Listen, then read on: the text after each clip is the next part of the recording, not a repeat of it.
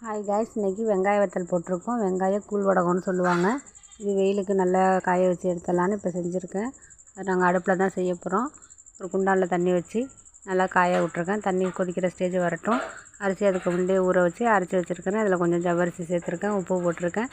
மாவு நல்லா கட்டி இல்லாமல் கலந்து வச்சுக்கோங்க. தண்ணி சூடானதும் நல்லா தண்ணி கொதிச்சுட்டு இருக்கிறப்ப இந்த கரைச்சி வச்சுருக்க மாவையும் எடுத்து ஊற்றி நல்லா கிண்டிகிட்டே இருக்கணும். கைவிடாமல் அடி பிடிக்காமல் கிளறணும், இல்லைன்னா அடி பிடிச்சி கருகிடும். அடி பிடிக்காமல் நல்லா கிளறணும். மாவு வேகிறதுக்கு கொஞ்சம் லேட்டாக தான் ஆகும். கொஞ்சம் பொறுமையாக நல்லா மாவு வேகிற வரைக்கும் பார்த்துட்டு இறக்கி வச்சுருக்கோங்க. ஆற வச்சுருங்க. அதோட கொஞ்சம் இதுக்கு தேவையான பொருள் என்னென்னா, வெங்காயம் அரிஞ்சு வச்சுக்கணும், பச்சை மிளகாய், சோம்பு, கருவேப்பிலை எல்லாம் கொஞ்சம் கூடவே எடுத்து வச்சுக்கணும். மாவு நல்லா ஆறினதுக்கப்புறம் அரிஞ்சு வச்சுருக்க ஜாமான் எல்லாத்தையும் போட்டு நல்லா கிளறுங்க. நல்லா மாவில் சூடு ஆற விட்டு தான் இது எல்லாத்தையும் சேர்த்து போட்டு கிளறணும். அப்போ தான் போட்டிருக்க வெங்காயம்லாம் வேகாமல் இருக்கும். இதை அப்படியே வெயிலில் நல்லா கிள்ளி வச்சு காய வைக்க வேண்டியதான். கையாலேயே எடுத்து வச்சிடலாம்.